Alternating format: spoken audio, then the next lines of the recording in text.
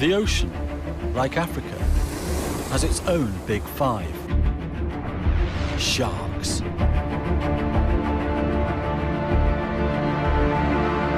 Shark. There are few words that have such attention-grabbing power. The most feared is the great white.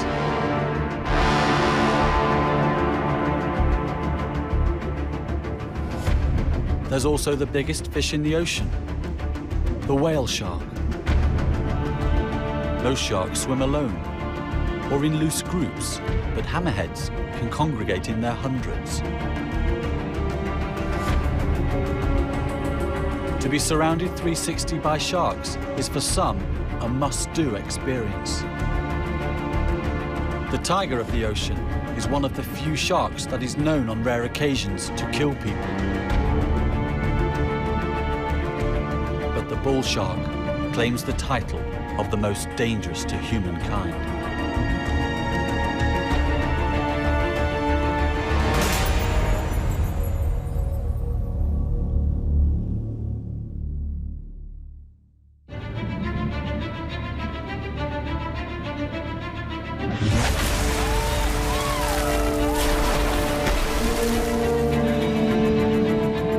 At up to 6 meters long and the biggest predatory fish in the ocean, this is the shark many crave to see, yet hope never to meet unexpectedly.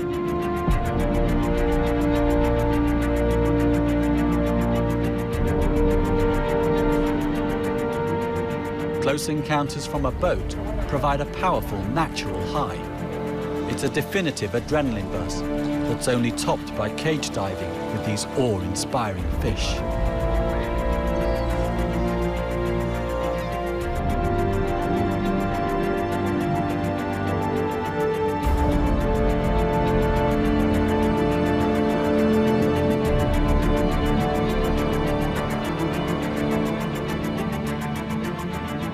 Freediving, the ultimate experience, is only for professionals who know the lie of the ocean floor and which sharks are relatively safe to swim with.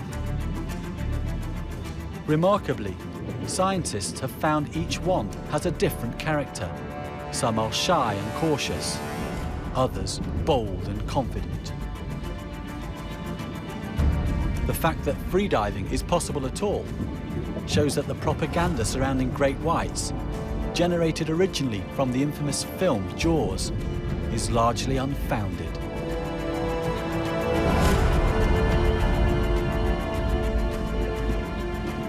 This monster movie terrified audiences. It exploited the iconic image of the dorsal fin as a symbol of death at sea.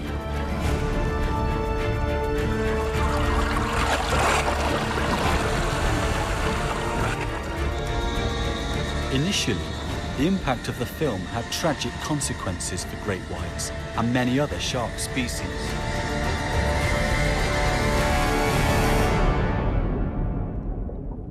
Jaws did irreparable damage to the great white shark's reputation. Every time there's another shark attack, panic reactions and hyped press coverage reinforce the old stereotype. Killing sharks was regarded as ridding the sea of a pestilent menace. But sharks have been in the ocean for 400 million years. They deserve our respect and to be better understood.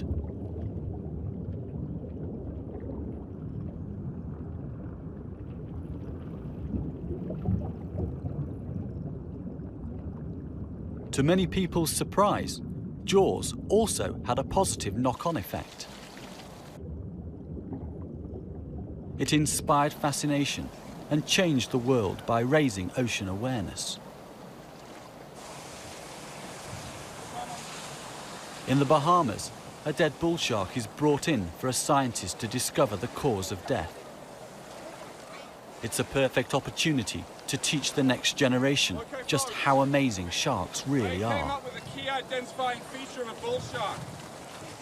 Where this dorsal fin comes in is directly in line, if not posterior, to the back of the pectoral fin. 50 years ago, it was extremely hard to get funds to study sharks. Tom and I were talking about this the other day. Now, the world is hungry for information about them.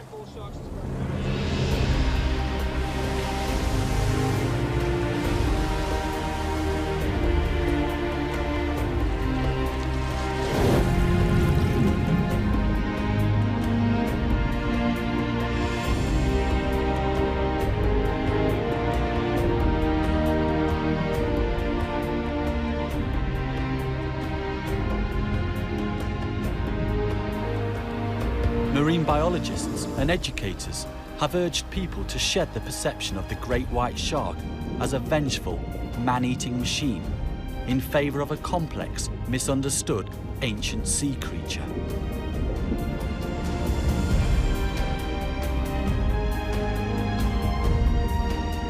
Great white sharks are not wanton killers, and in fact, they don't want to eat humans at all. They do occasionally bite people, but it's now thought that this is due to curiosity or mistaken identity. In South Africa, surfers and swimmers are warned not to go into the sea when the water is rough or murky.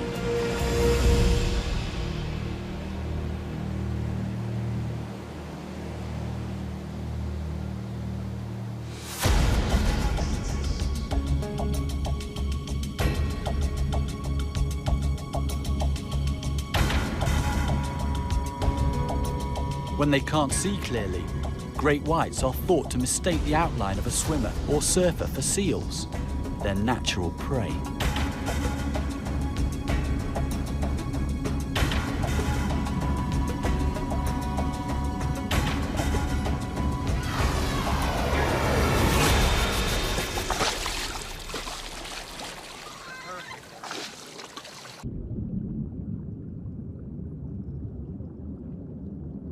Stealthy, skilled predators, the sharks launch their attack from depth, biting as they close in on their target.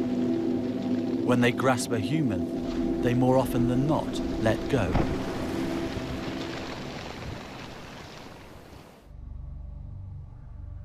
The triangular serrated teeth of the great white are efficient cutting tools for biting large chunks from mammalian prey. Tragically, for their mistaken human victims, their first bite can cause fatal damage. The reason they let go is because it's thought that people are not nutritious enough for great whites to be worth hunting.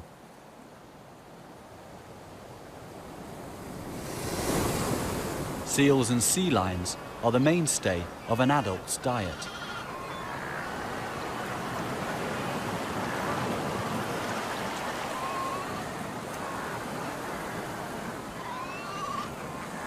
These marine mammals have a good layer of blubber to keep them warm in a cold sea.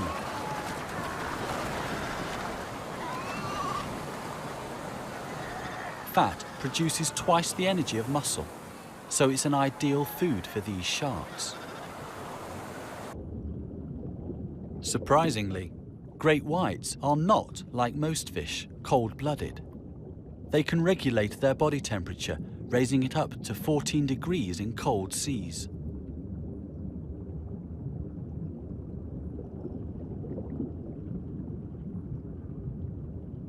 Being relatively warm-blooded is one of the factors that have allowed great whites to inhabit temperate waters that are too cold for many other shark species.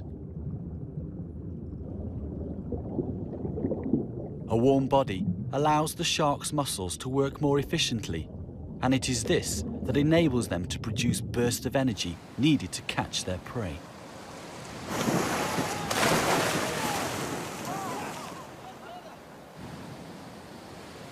The great whites living off the coast of California hunt elephant seals, as well as sea lions and harbour seals.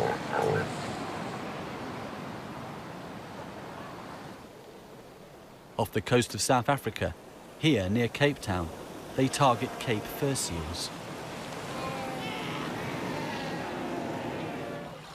The common name, white shark, is a misnomer.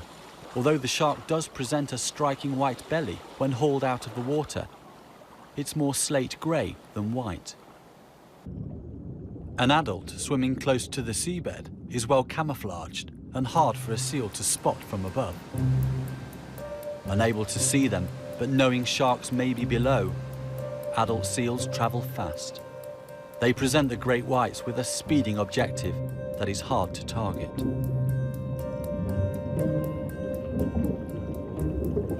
Pups, still learning to perfect their swimming skills, are easier to catch.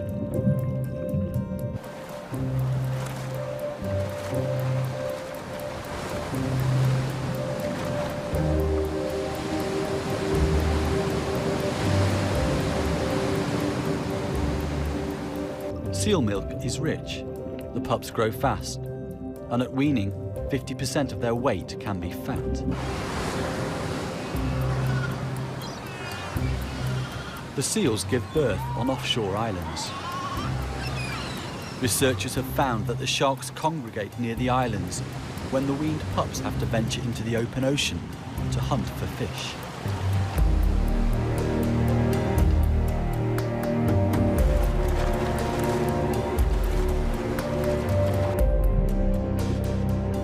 Great whites are thought to grow about 25 to 30 centimeters a year, so need rich food to enable them to achieve this.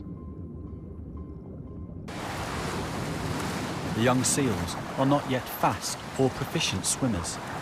They can't hold their breath underwater for long, and their high fat content makes them buoyant. They have no experience of sharks and haven't learned how to evade an attack.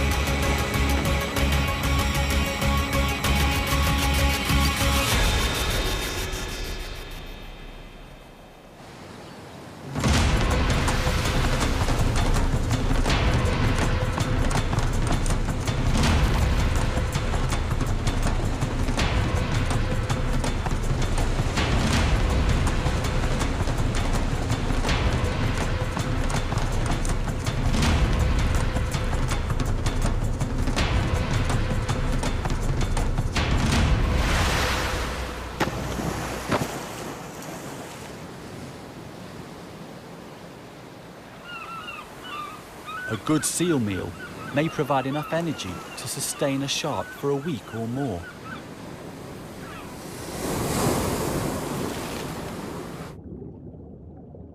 The sharks themselves bear the unmistakable tooth marks of their own kind.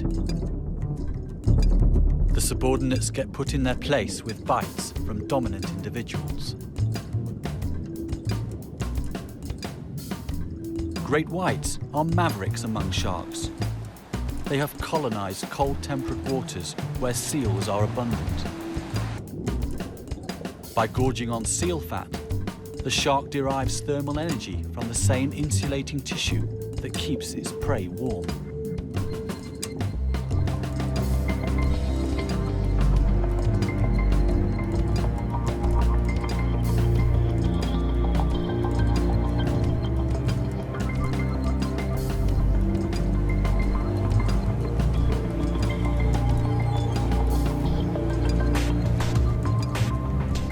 And they can travel great distances. Research has shown that sharks from California can swim to Hawaii and back. Another tagged in South Africa showed up in Western Australia. There's new information about their movements and habits off the coast of South Africa. Young great whites swim along the coast, hunting bottom-dwelling fish. Once they grow a little bigger, they eat bigger fish like mackerel, tuna, and bonito. Only when they reach about 3 meters long do they start feeding on seals and sea lions. Tagging research has shown that great whites come inshore much more frequently and much closer to people than anyone had previously suspected. The very small number of attacks by great whites again suggests that people are not on their menu. Adults are now known to rest inshore where there is a slack in the current or tide. An open water species, great whites generally avoid kelp forests.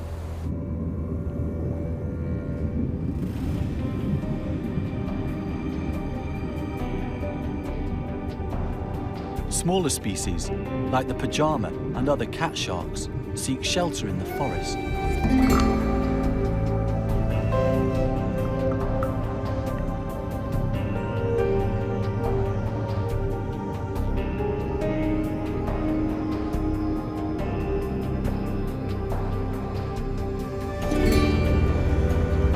Seven-gill sharks also frequent the kelp. Although they hunt the smaller species at night, there seems to be an uneasy truce as they rest in the forest during the day.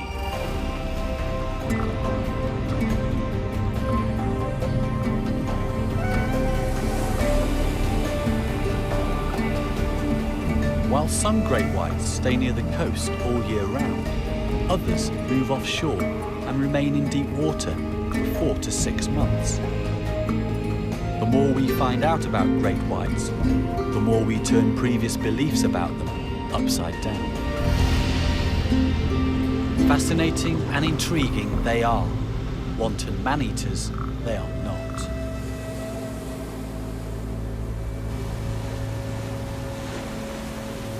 Even so, people should be wary of all big sharks. Except for plankton feeders, like the whale shark. Tourists worldwide make great efforts to swim with the whale shark.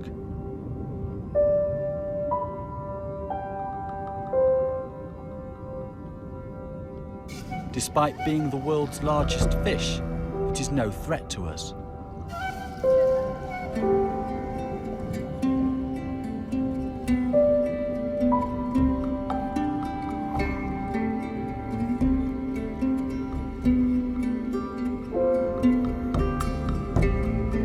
Here in Mozambique, snorkeling or diving with one of these incredible fish can make for an experience of a lifetime.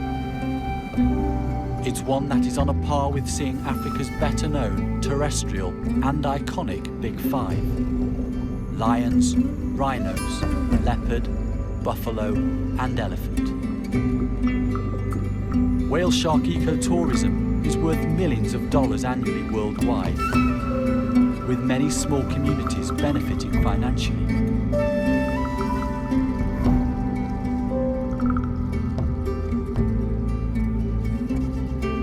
Practically nothing was known about the biology of this shark up until about 15 years ago. Since that time, there has been a veritable explosion of interest in the world's largest fish.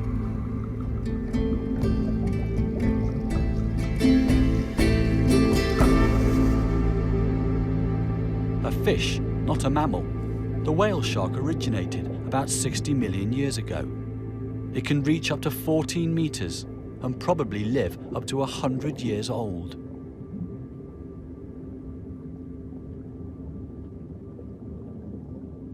It is migratory and seasonally turns up at regular food sources.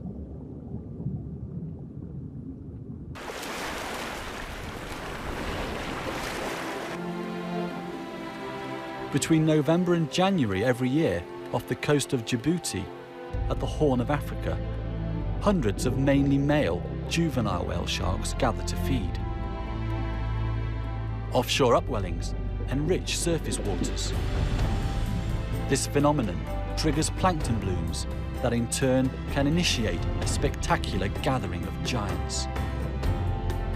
It's obvious that these sharks are all young, as the tails of juveniles have larger upper than lower lobes. The spots and patterns are unique to each individual.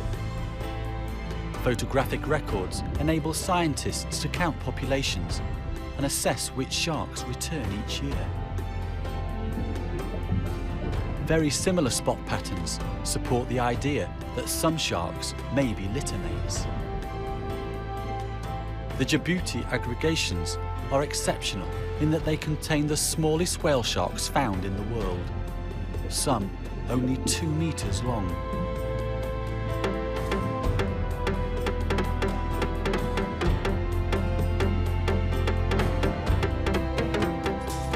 It's thought that at this length, the sharks are just reaching their first birthday. Where they are born and spend their first year of life is unknown.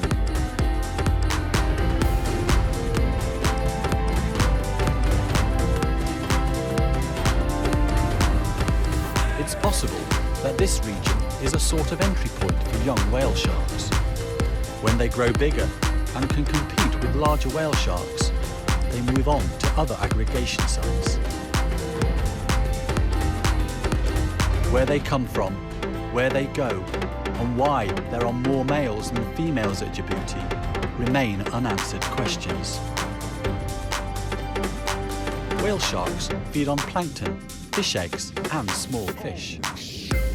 They actively gulp in water and filter food from it using their pink gill rakers.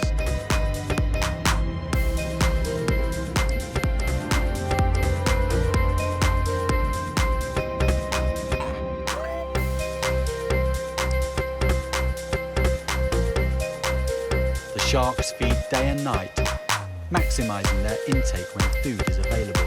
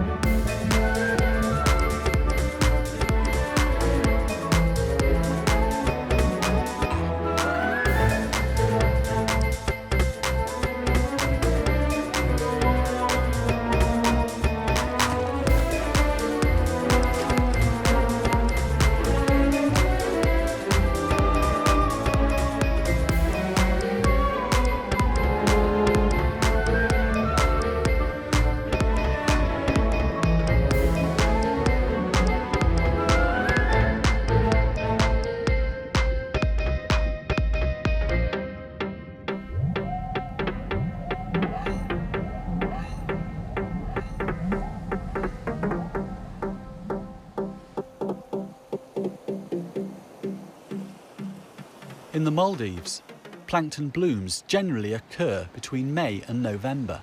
The surfeit of food attracts whale sharks, but they are not alone in exploiting this resource bonanza.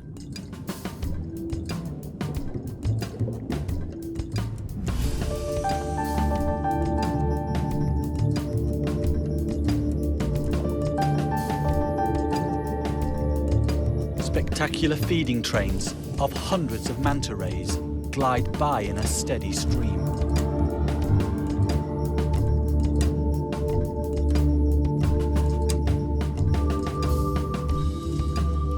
Barrel rolling and intent on feeding, the mantas often bump into each other as well as the whale sharks.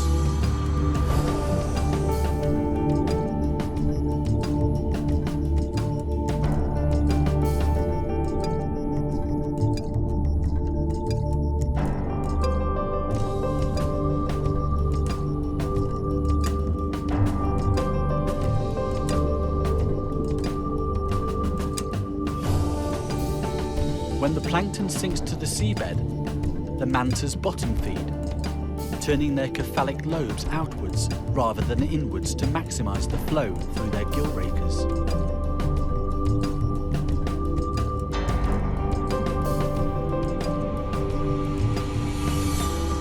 The whale shark has a circumglobal distribution in tropical and warm temperate seas. Moving between seasonal food sources means they can travel vast distances.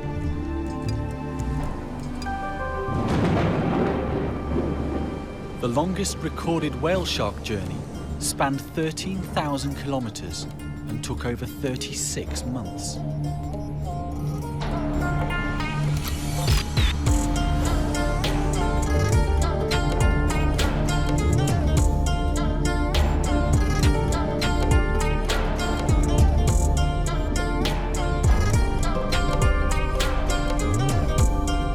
Researchers have discovered that whale sharks make very deep and long dives, down to 1,280 meters, where temperatures drop to around 3 degrees.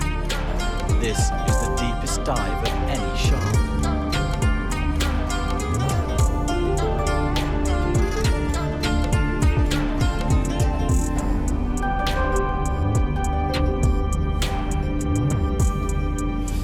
Tags that record depth and acceleration have revealed that deep dives may make travelling long distances more efficient. The sharks glide deep down and then gently beat their tails and ascend at a very shallow angle. In this way, the whale sharks travel a maximum range with minimum energy expenditure. Once back at the surface, they rest and warm up. They cannot regulate their body temperature to the same degree as great whites. The secret life of this colossal yet elusive giant is very slowly beginning to be unravelled, but there is still so much to discover.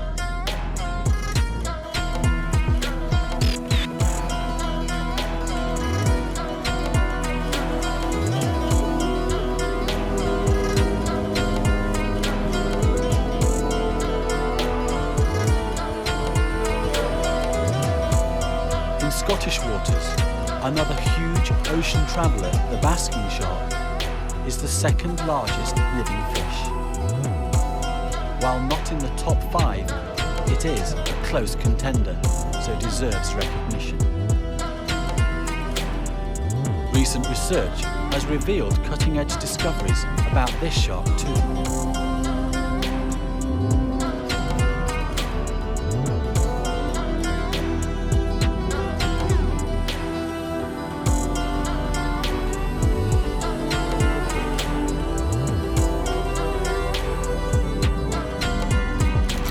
In contrast to the whale shark, the basking shark is a passive feeder that is unable to pump water across its gills.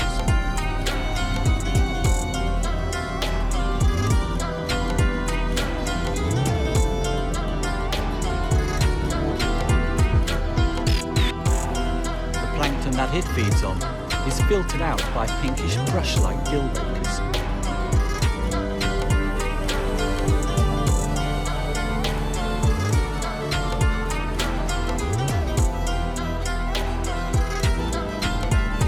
Every so often, it closes its jaws and gulps 3 to 5 times to swallow.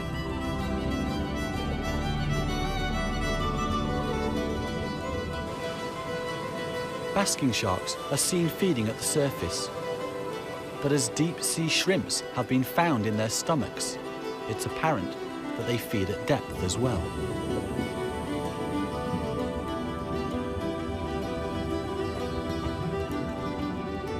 A feeding basker can filter up to 2,000 tons of water per hour.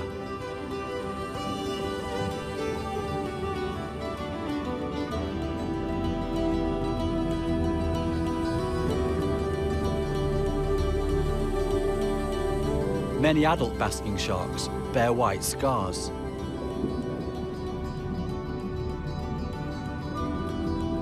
Those on the pectoral fin may be due to the male biting the female in a mating embrace.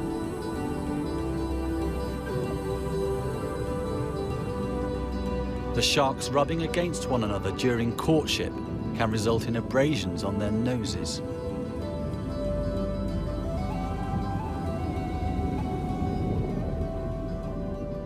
Below the caudal fin on the back of this shark are some long white scars caused by lampreys.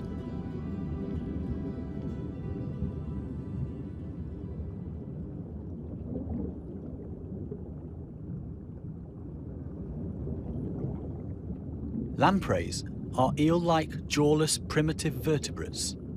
These are parasitic, feeding on the flesh and fluids of their hosts.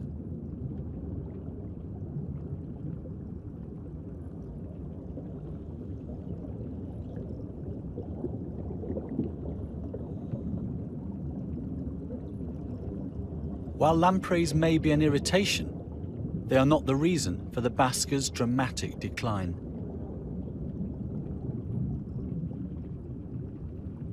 Basking shark numbers are now at an all-time low. There are possibly only 8,000 left worldwide. They're protected in British waters, but recent research has shown that this is not enough. Satellite tags have revealed that some of these sharks make remarkable transoceanic migrations. A female tagged off the west coast of England travelled over 9,500 kilometres, sometimes at a depth of around 1,200 metres, all the way to Newfoundland, off the east coast of Canada. While transoceanic migrations take the sharks out of protected areas, recent evidence points to a slow recovery of the species in British waters.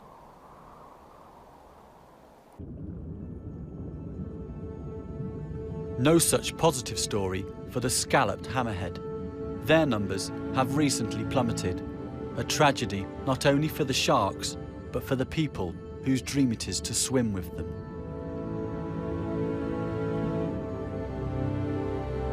Spectacles like this off the coast of Costa Rica are high on many divers' must-see list.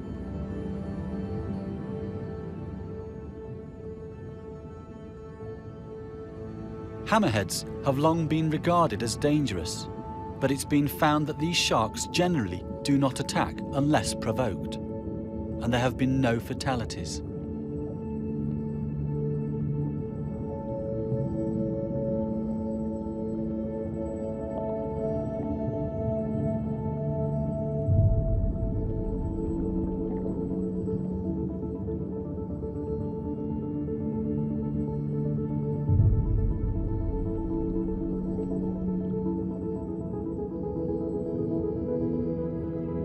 Hammerheads have a fused upper jaw and small mouth. They're not adapted for prey the size of humans, but to grab fish, squid, octopus, and crustaceans.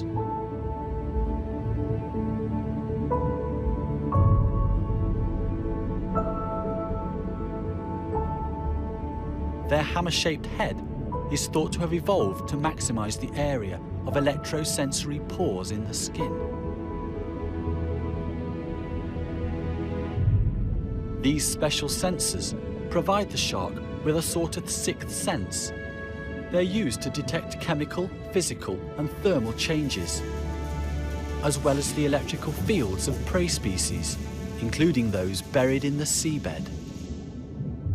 The hammer shape allows these sharks to scan significantly larger areas than other shark species.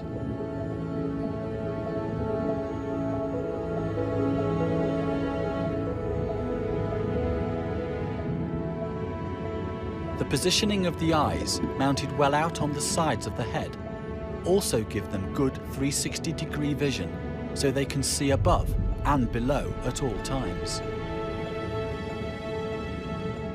Just like humans, scalloped hammerheads can get a suntan. When swimming in shallow water or close to the surface, shark skin produces more of the pigment melanin and darkens considerably to protect sharks from the ultraviolet light of the sun.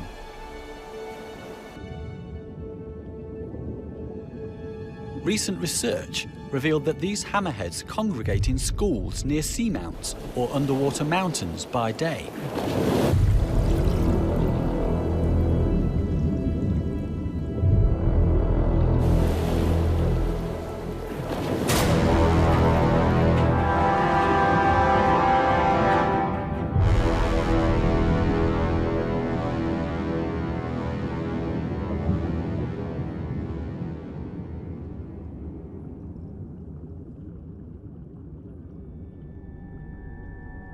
The mount is a vital cleaning station where wounds can be tended and parasites and dead skin removed by cleaner fish.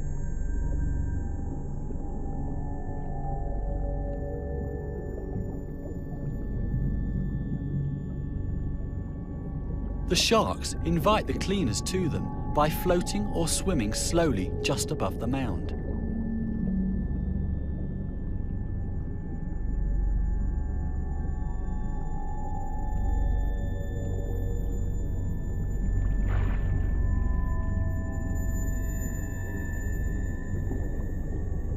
Hammerheads are not the only sharks around the seamount.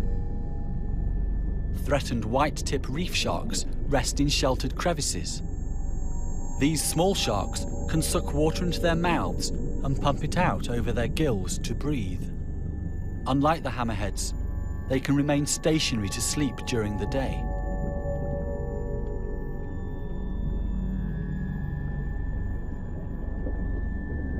While hammerheads migrate, visiting the seamount seasonally when the water is warm, the whitetips stay within a particular area for years, time and again returning to the same shelter.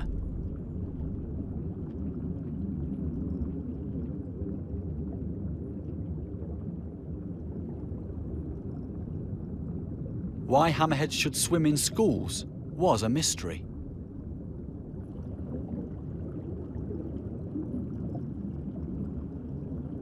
Prey fish congregate to gain safety in numbers, but hammerheads are at the top of the food chain, so have little need to gather together for protection. Painstaking research using video cameras and acoustic tags has revealed the schools may be mating aggregations. Most of the sharks are females that compete with each other for a central position.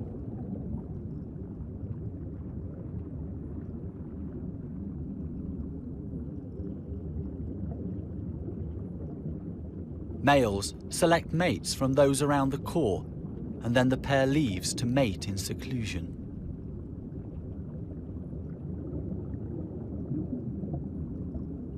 At night, hammerheads swim out, each one alone to feed up to 20 kilometers away. The white-tip reef sharks also become active after dusk, but they hunt in groups.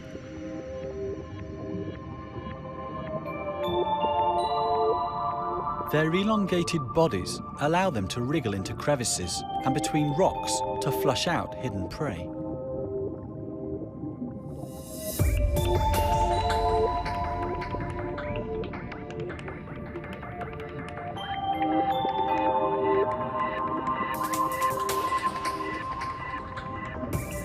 A turtle is unfazed by the pack of sharks and carries on picking algae off the rocky seabed.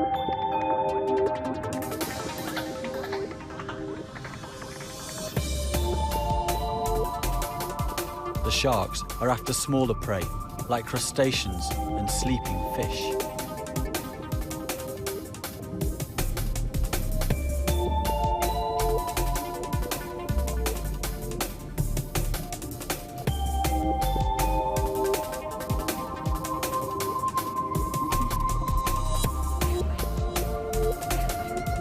Flushed from a hiding hole, fish face a host of hungry mouths.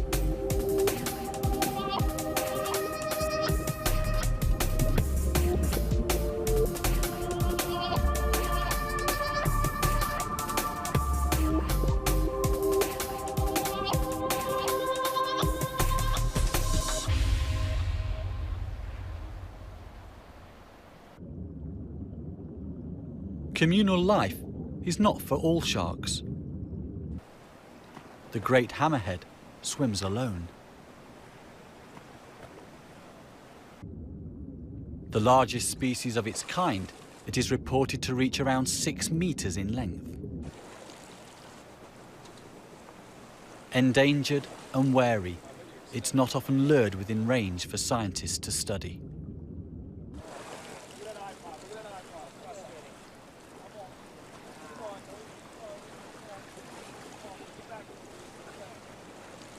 Although potentially dangerous, it rarely attacks humans. It sometimes behaves inquisitively towards divers and, like all large sharks, should be treated with respect. Great hammerheads are heavily fished for their large fins for the Asian shark fin soup trade. In some areas, numbers are down by 80%.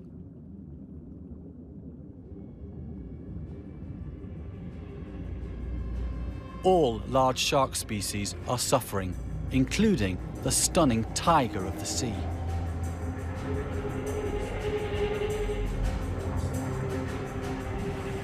Striped like its namesake, this shark not only shares a title with the world's biggest cat, but also a reputation as a man-eater.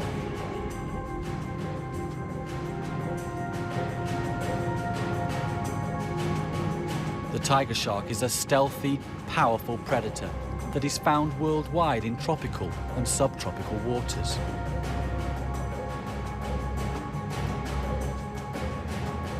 They are opportunistic feeders that will scavenge and are sometimes known as the trash cans of the seas. They do occasionally kill people, but are not manhunters. They don't go out to feed on swimmers, but with their undiscerning palate, they don't swim away after biting a person, as great whites frequently do.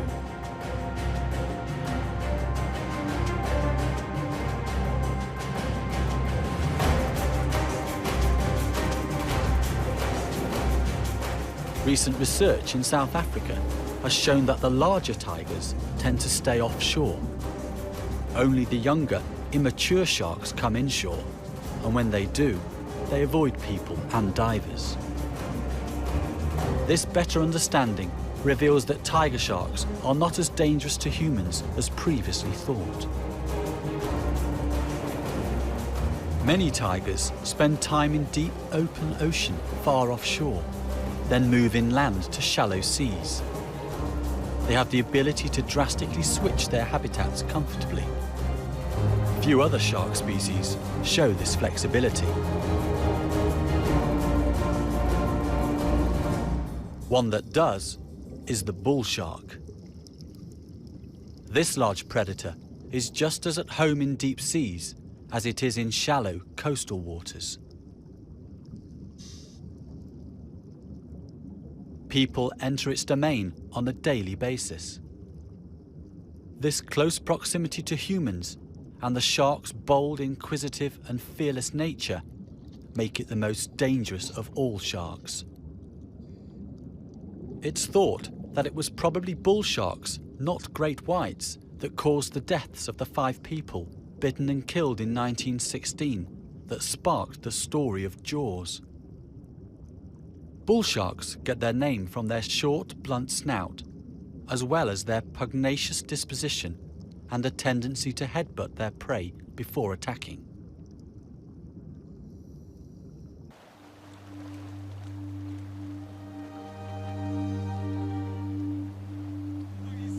Like most shark scientists, Swiss-born biologist Eric Ritter believes that people are not part of any shark diet. Even with bulls, it's a case of victims being in the wrong place at the wrong time. To prove his point, Eric waded into bull shark-infested shallows.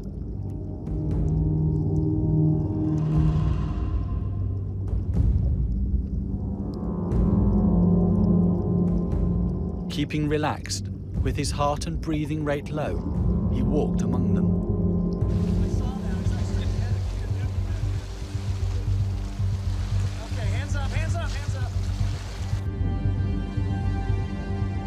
Sharks use their jaws to mouth and investigate unfamiliar items in their domain.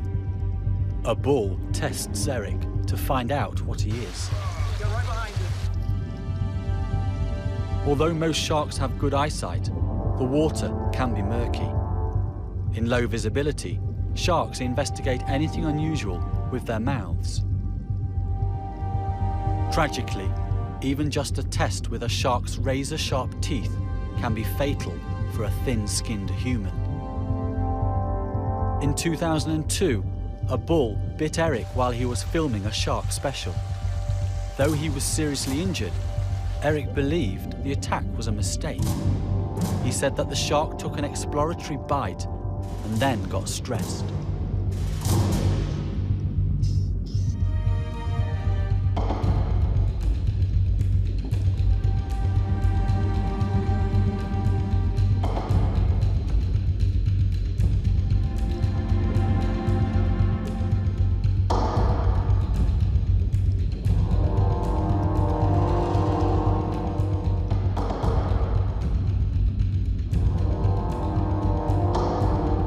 Bulls make no such mistakes when taking chunks out of manta rays. At first, it was thought that great whites were biting the rays' wings. When in doubt, blame great whites. Research into bite size and jaw shape has revealed that the mantas are most likely being bitten by bull sharks.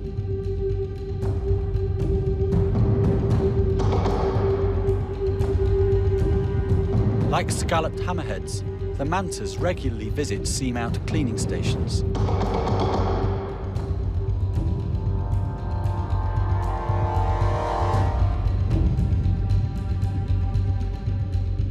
Keeping the wound edges clean probably stops the spread of infection. No one knows where or when bull sharks target these rays. In some areas, bull sharks don't bite rays at all. Perhaps it's learned behavior, with sharks copying each other in specific locations to perpetuate the hunting technique.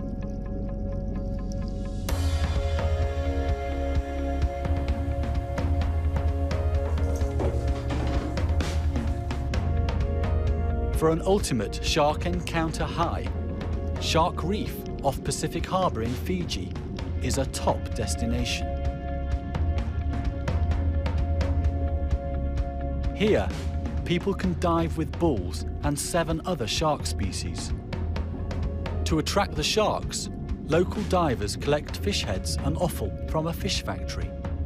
The bait is lowered into place in wheelie bins.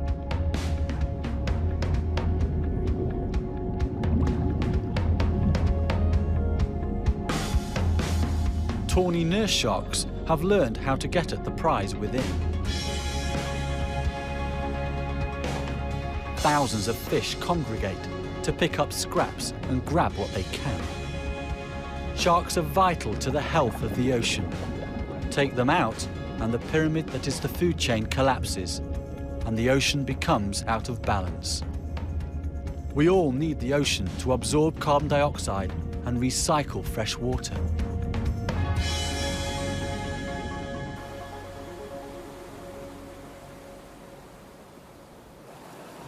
The sea needs its top predators. We lose sharks at our peril.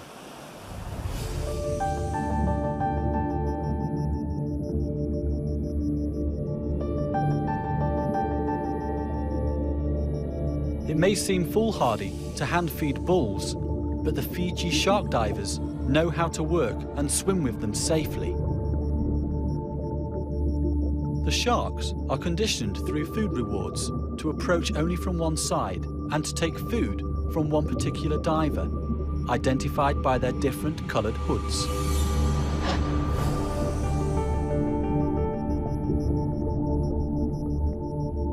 Researchers and the local divers have found that the sharks are trainable and have individual personalities.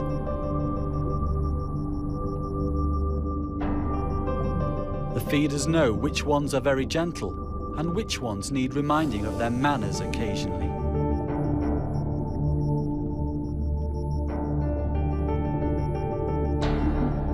In Fiji, thousands of people have had thrilling dives with these incredible predators. No one here has been attacked or bitten. The odds of being a victim of a shark attack worldwide are extremely low, about 1 in 6 million in the United States. In fact, people are at a greater risk of being bitten and killed by a dog than a shark.